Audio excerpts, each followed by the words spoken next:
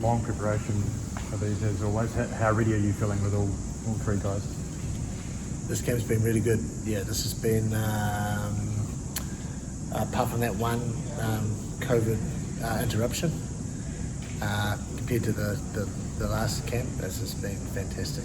We had that 2 or 3 week period where we were locked down. This has been fantastic, trouble-free camp. The boys have performed well.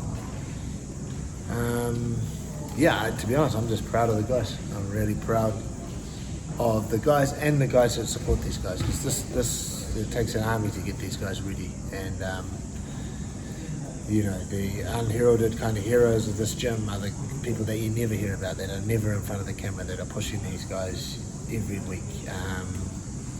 These guys can't do what they do and achieve the heights they do without these guys. These guys can't.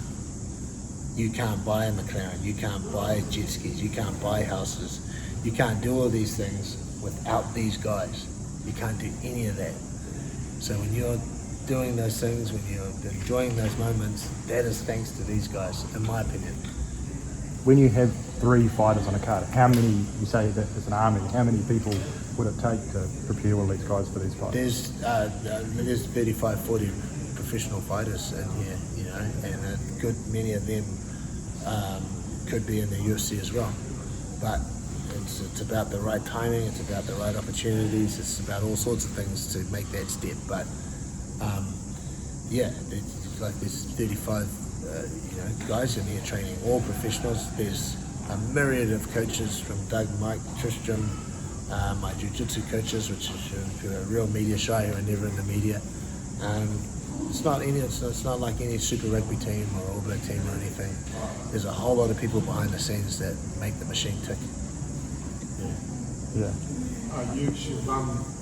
You've long believed in the ability of Israel and what he would achieve in the sport, and you know, if all things go right, he's 10 to 14 days away from being a double champion. Is that sort of what you envisioned for him all that time ago when he sort of walked into the gym? No. This is uncharted territory. This is something that came up, and this is something that, you know, I kind of like, when I think about it, it bewilders me a little bit. I'm like, man, this is massive. This is absolutely massive. I mean, there's no comparison you can really make, I don't think, outside of combat sports, apart from winning like the weights and 2 titles in boxing or something.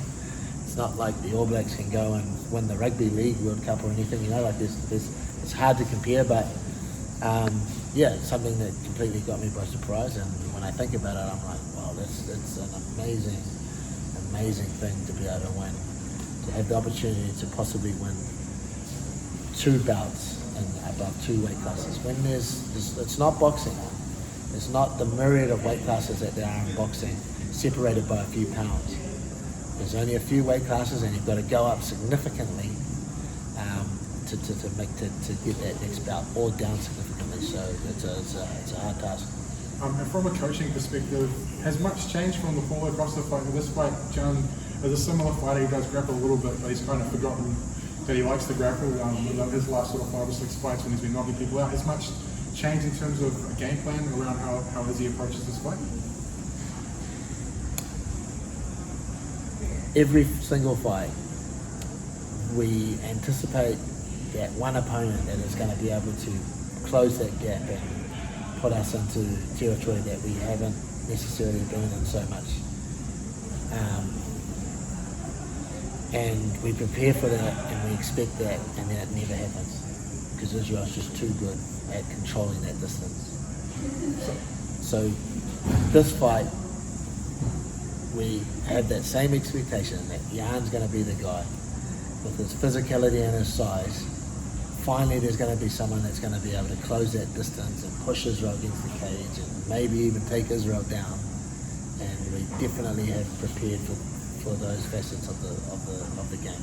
And is this in the smaller cage? Is that going to make a difference, do you think? It's in the smaller cage, and it does make a difference. It's basically 1.5 meters smaller than the other cage. If you're a person that likes to move around, as we know, like Israel does, and use the space and control the real estate, then it makes a difference that there's less real estate to control, for sure. But the thing is, you sign the dotted line and you get all the rules and regulations and stuff. You both have the equal amount of time to prepare for that environment, and so that can't be used as an excuse. So we've had just as much time as Jan has to prepare for the smaller cage, and we don't anticipate that being a problem, to be honest. What do you, I mean, Israel could have stayed in the middleweight and taken defences, racked up defences that he thought, albeit they're great fighters, but he sought out the toughest challenge possible for him and defense. What do you think that says about him? Let's go. Let's live life. Let's do something that no one else has done. Let's challenge ourselves. That speaks to his whole philosophy of life. Let's take risks. Let's challenge ourselves. Let's go into uncharted territory and try and do what people don't think that we can do. That's what it says to me. It's just it's a part of him cementing his place in history. Part of him doing something that people think he can't do. And that's the kind of philosophy that he's lived his life by. And it's just fun to be a part of it. It's a real journey that I didn't think I'd be taking. And it's fun to be a small part of the journey. And I'm just enjoying it. Earlier on in the relationship, did you ever find yourself trying to hold him back, and is it on to the point now where you just let him go with whatever goal he wants?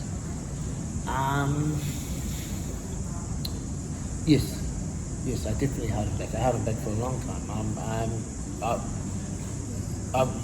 You would have to say that I'm probably, in terms of building Israel up, I would probably have the most conservative approach out of anybody, if anybody was in that same position. I believe if any of the other top world-class coaches had Israel under their wing, they would have pushed Israel into the UFC much earlier. But I believe Israel would not have achieved the heights that he achieved in such a quick amount of time that he did if they had done that. Which is why I stuck to my plan and the way that I progressed them, and now we are where we are because I believe it was the right approach. So far, it has been the right approach. Yeah. What's your predictions for how Carlos will do coming off the back of watching him with his last fight camp leading up the future? Yeah, I mean, Carlos has. Look, Carlos. The UFC. Look how the UFC works. UFC. If I get really raw with this, the UFC has people, a bunch of guys that they consider contenders. They have a bunch of guys that they consider cannon fodder. They're there for those contenders to fight. I've been lucky enough that none of my guys have been really put into that category of cannon fodder. They're all guys that have seen potential in and they're trying to build. When I get an email with Carlos and for potential opponents and they send me 5 or 6, that's a good sign. That's a good sign. That means they want me to choose whoever I think is the most appropriate for Carlos. When I get one and I have to take that one and that's the only choice there, that a little bit says sometimes that they're disinterested in that person. You fight him, you got to fight him, that's all there is available. Sorry, mate. But they've given me a choice. So that says to me that they see some potential in Carlos. They're going to back Carlos. They're going to not look after him, but they're going to help him along his way. As you know, there is a little bit of some unfair treatment sometimes in the UFC. If they think you're a rising star, they really do get behind you. And I think they see that in Carlos. And that's the same thing we see as well. So he's had a fantastic camp. He needs if he gets a big statement win, he's on the same trajectory as old mate, as the Stylebender. So that's the kind of potential that I think Carlos has. And what about Kai? What was your main focus for him within this camp leading up to this next fight, obviously coming off his loss? Look, Kai, we worked on some technical deficiencies, but more we worked on some just some mental aptitude, some like this is what we're doing. It doesn't matter what the opponent does. don't get flustered, don't get caught up in the moment. You stick to what you're doing, okay? Go through the adversity, get your mind back on track, and then stick to what we're doing. It don't matter what's happening to you. It don't matter if you get kneed in the face. It's a special kind of mental discipline that you've got to have when you're under pressure.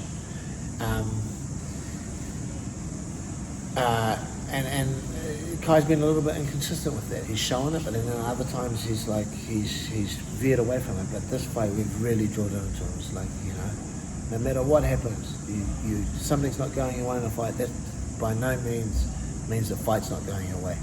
It means you have to turn that back around and get back on track and start doing what we do best.